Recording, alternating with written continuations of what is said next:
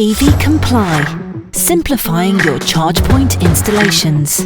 Hey, howdy hi, it's Friday the 27th of August and here is your latest EV roundup, as always, brought to you directly from EV Comply. Starting this week with the news that shares of China's Evergrande Group's electric vehicle units are collapsing in Hong Kong, wiping about 80 billion from what was the property developer's most valuable listed asset. China Evergrande New Energy Vehicle Group Limited sank as much as 22% Thursday after its parent said the unit lost $4.8 billion, which is equivalent to $740 million in the first half. Hyundai is expected to have the largest range of EVs by 2025 compared with any other car manufacturer.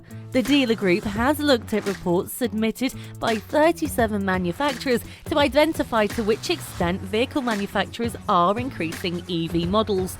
The analysis highlights Vauxhall and Volkswagen in particular as currently the most eager for dominance in the EV market in the short term. Volkswagen is set to rival Tesla with 6 EV models available by the end of 2021, but Vauxhall will take the crown, offering the most EV models in its retrospective range. Vauxhall will boast 8 EV models by the end of 2021. Hyundai plans to take the lead when it comes to creating a full range of cars fit for the EV transition. The Korean automaker will add 20 models to its range, totaling to an offer of 23 all-electric cars to customers by 2025. That's quite impressive. Citroën will also be making a considerable jump in their EV offering, with 1 EV released in 2022, followed by 16 more before the end of 2025. Following on from car releases, Cupra will preview its future electric city car with a new UrbanRebel concept that will be revealed next week before going on display at the Munich Motor Show. The new machine from Seat's premium sub-brand has been trialled in a series of teaser images. Cupra says the concept takes the form of a racing car that shows the most radical interpretation of its urban electric vehicle, which will be launched in 2025. In other news this week, Japan doesn't have enough EVs for its EV chargers, a problem we're expecting to hit the entire globe.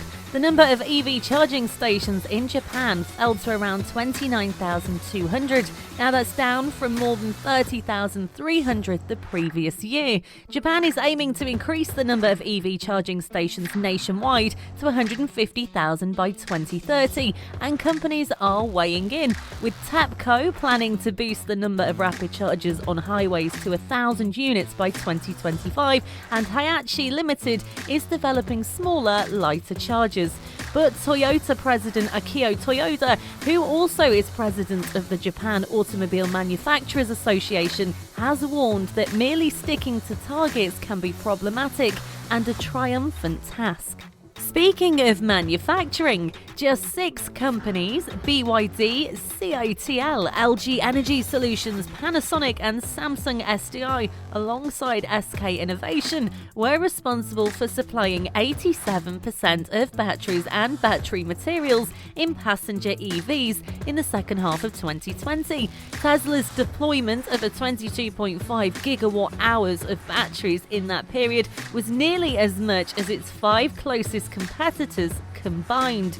A tsunami of demand has put unprecedented pressure on battery and motor material supply chains, sparking a surge in prices for materials.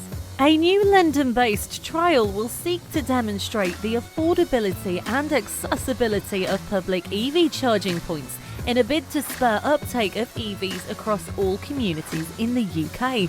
The London Borough of Lambeth has worked with Connected Kerb, an EV charging firm, to demonstrate how charging infrastructure can be introduced to increase EV adoption, and that isn't dependent on off-street parking and charging.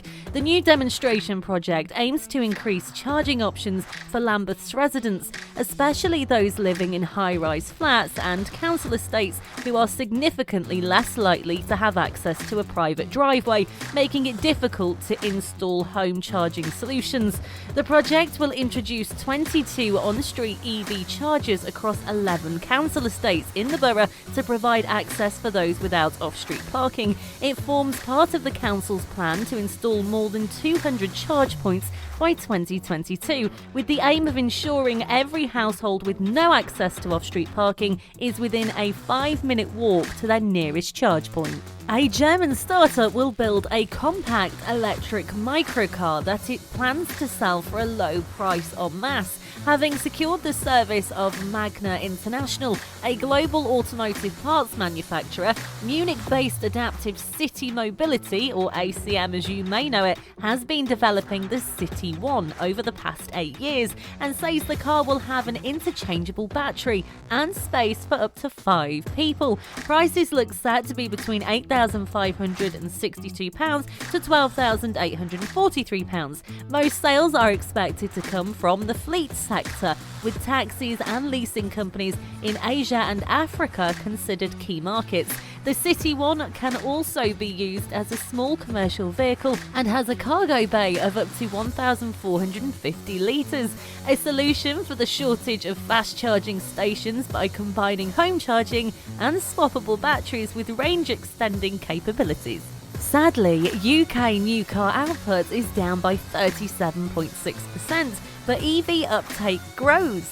Combinations of the pandemic factory shutdowns and global semiconductor shortages have led to an overall halt in production. A total of 53,438 cars were built in July, with 8,238 produced for the UK market and 45,205 shipped overseas, according to figures released by the SMMT. Electric, hybrid and plug-in models achieved a record market share of 26%, with the UK producing 126,757 examples since the start of 2021. The UK automotive industry is doing what it can to keep production lines going, which is testament to the adaptability of its workforce and manufacturing process. PAR signs EV charging roaming partnership with Osprey. Business fleet drivers using PAR's electric fuel card solutions will now be able to access over 250 charge points operated by Osprey.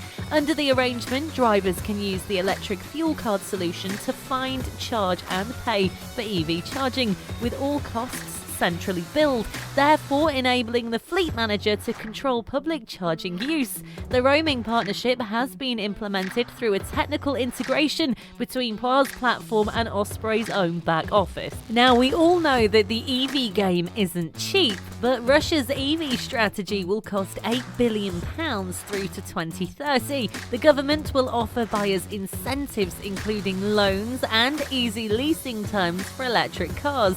According to the strategy approved by the government on Monday, the production of EVs should reach 10% of all cars built by the end of 2030. The cost will be about £8 billion, according to the government's press office. In the first stage of the strategy from 2021 through to 2024, the nation aims to have at least 25,000 EVs and more than 9,000 charging stations on its roads. Some great news this week. OVO rolls out their Drive Anytime EV tariff nationwide. OVO has launched its Drive Anytime EV tariff across the country. Following a successful pilot scheme in January, the supplier is now offering its customers a rate of 5p per kilowatt, regardless of the time of day they plug in. The Drive Anytime tariff also splits EV charging from home energy use, meaning customers will be credited back for the amount of electricity saved via smart charging every month, and we think that that is brilliant. Laser Spot and Orange EV have announced a multi-year deal to deploy more than 25 electric yard trucks. Orange EV, the leader in innovative heavy-duty electric vehicles, has announced a multi-year agreement with Georgia-based Laser Spot to manufacture and deliver more than 25 EV trucks for the rest of this year and 2022. The Laser Spot agreement is a declaration that the future of the yard truck is electric. The company committed to a long-term supply agreement because its trucks have proven to be the best in the industry. Laser Spot has had Orange EV trucks in service for multiple years with great success. Now, this might be one for you. Dealerships and the wider automotive industry are being urged to engage with World EV Day, which is happening on September the 9th, to help highlight the role of electric vehicles in driving positive climate change. The event is hoping dealerships and the wider industry will piggyback on the hashtag World EV Day to help promote EVs across the UK, and the world.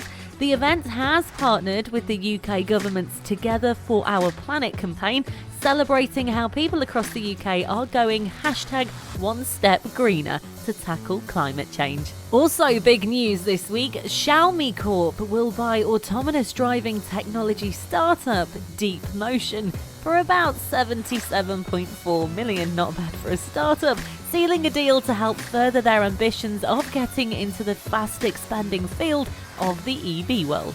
A new EV hub will provide drivers with rapid and accessible charging. Working in partnership with North Somerset Council, Yonex Traffic has installed two 50-kilowatt rapid charging units serving 4 parking bays. Situated close to Portshead Marina in Somerset, the hub is part of 4 that are being delivered across the region. The chargers will form part of Revive, the dedicated charging network for the west of England. The rapid chargers will typically enable drivers to charge their vehicle within 30 to 60 minutes, and we all know that it's very needed.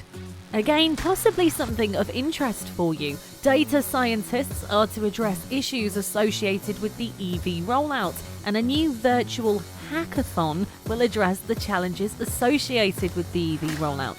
Audance Survey is inviting developers and data scientists to take part in the programme, which will take place online from the 6th to the 7th of October. The programme will focus on 4 key challenges: how to level up EV infrastructure, planning for local government in remote communities, what is the demand for charge points for electric vehicle fleets and where do they need to be developed?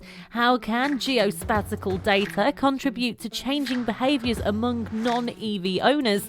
And an open invitation for what other sustainable concepts can be created using geospatial data. OS will provide the platform and the on-demand access to all OS data. Now, if this is something of interest, participants can enter as individuals or in teams, and prizes will be offered for winners. You can register online now, just search OS Hackathon. And finally, ending this week on a little bit of a strange one, Ford have created a cologne, or aftershave as we'd say, that is for EV owners who miss engine smells. Now, it's part of a very weird marketing stunt by Ford to sell their Mustang Mach-E. They are planning on reminding people of all the smells they'll miss out on if they give up their gas cars. So basically, it smells of petrol, I think, which, to be fair, is quite a nice smell. Now, it's not for sale, the cologne. It is just a one-off marketing stunt to get people talking, and while we guess it's worked, but obviously it goes without saying, we do believe very strongly that EV is the only way forward. So you are now up to date with the latest weekly EV news. I'll be back with you on Friday, and from everybody here at EV Comply, we hope you have a fantastic weekend. And remember, you can catch this podcast and all previous podcasts via our website. That's EV-Comply.